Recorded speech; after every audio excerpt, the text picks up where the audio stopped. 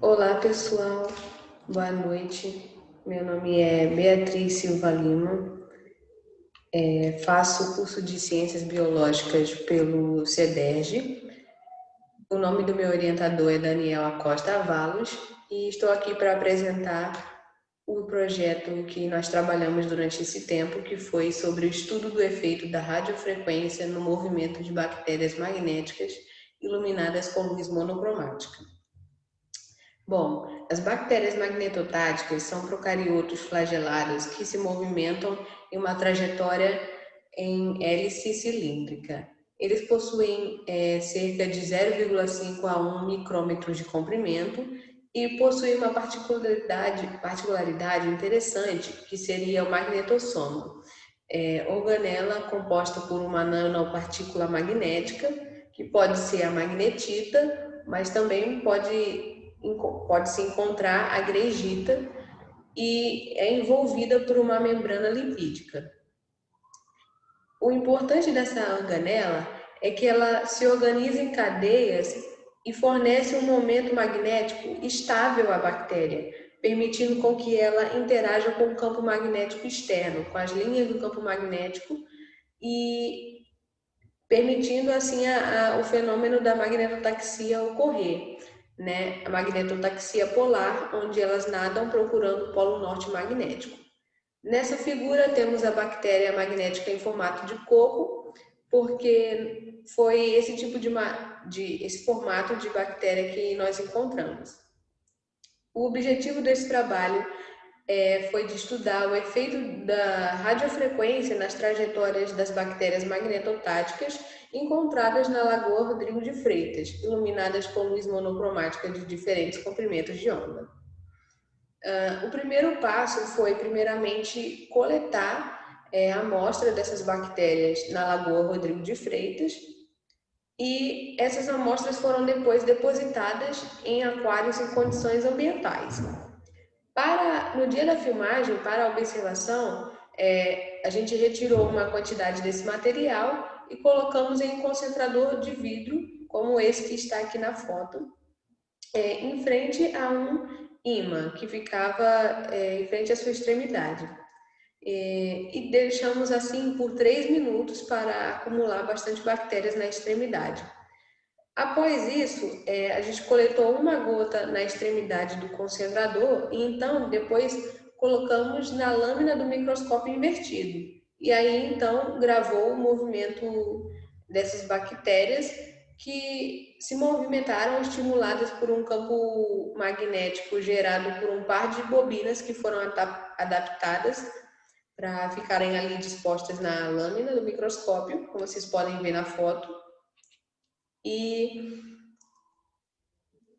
após isso, as bactérias foram submetidas aos diferentes luzes, né? A luz normal do microscópio, a luz monocromática azul, verde e vermelho, uma de cada vez, como na foto que estávamos utilizando a luz monocromática verde. E todas elas foram trabalhadas com a potência de cerca de 210 microwatts e o campo magnético utilizado foi de 5 Oersted. Depois filmamos o movimento com o campo de radiofrequência de 14 MHz. A obtenção das coordenadas foi através do programa ImageJ, que analisa os vídeos filmados quadro a quadro. Então, a cada vez que a bactéria iria avançando, a gente conseguia coletar as coordenadas dela.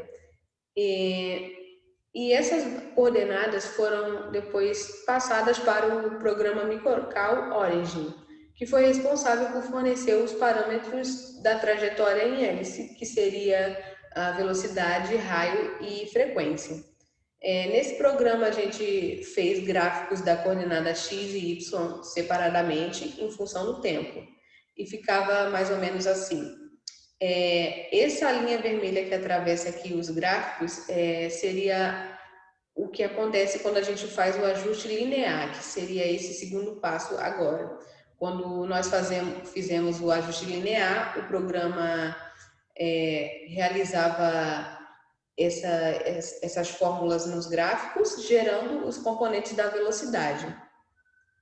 E após isso, a gente retirou a componente linear desses gráficos aqui e fizemos uma autocorrelação na coordenada y, que gerou este primeiro gráfico. Nesse gráfico da autocorrelação, realizamos um FFT, né? Aplicamos aí a transformada de Fourier, que gerava esse segundo gráfico, onde finalmente a gente conseguia pegar ali os picos da frequência alta e frequência baixa. Após isso, a gente fez o ajuste não linear no gráfico da coordenada y, que já está sem a componente linear, através dessa fórmula aqui, onde R1 significa raio, P1 fase, F1 frequência, X o tempo. E quando realizamos esse ajuste não linear, o programa fornece esse quadro aqui de informações, com valores de P1, P2 e P3, onde P1 é o raio, P2 é a frequência e P3 é a fase. O último passo seria coletar todos esses parâmetros das bactérias magnéticas para todas as luzes e colocar isso no programa GraphPad Instad, que realizou a análise estatística para saber se existia diferença estatística entre os parâmetros ou não. Então, os resultados que obtemos a gente separou em velocidade, frequência e raio. Nos resultados da velocidade, temos aqui o quadro sem radiofrequência e com radiofrequência. Vimos que houve a diferença estatística apenas na luz monocromática azul, que diminuiu significativamente. No raio, houve diferença para a luz monocromática azul, só que nessa questão não diminuiu, mas sim aumentou. E nos outros não houve diferença significativa. Para os resultados da frequência, não houve diferença estatística, como a gente pode ver aqui na luz branca, foi os mesmos valores, na luz verde também ficou bem claro que os mesmos valores, então não houve diferença estatística.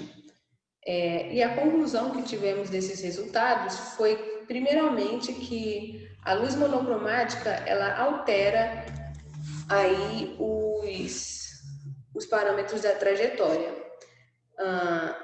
E esses efeitos já tinham sido observados anteriormente em outros trabalhos e também em outro organismo, que seria o procarioto multicelular magnetotático. A segunda conclusão desse projeto é que a radiofrequência realmente causa um efeito nesses organismos, principalmente ali para a luz monocromática azul, que perde o seu efeito quando ela está na presença do campo magnético de radiofrequência, no caso da velocidade, né? A velocidade acaba diminuindo. E no raio da trajetória também, os efeitos são de aumentar. E isto tem sido observado no fenômeno de magnetorrecepção dependente de luz, onde a luz azul é absorvida pela molécula criptocromo, produzindo assim, né, um par de radicais livres sensíveis a esses campos magnéticos externos. Então, o efeito da radiofrequência age justamente em anular essa sensibilidade que esses radicais livres têm ao campo magnético.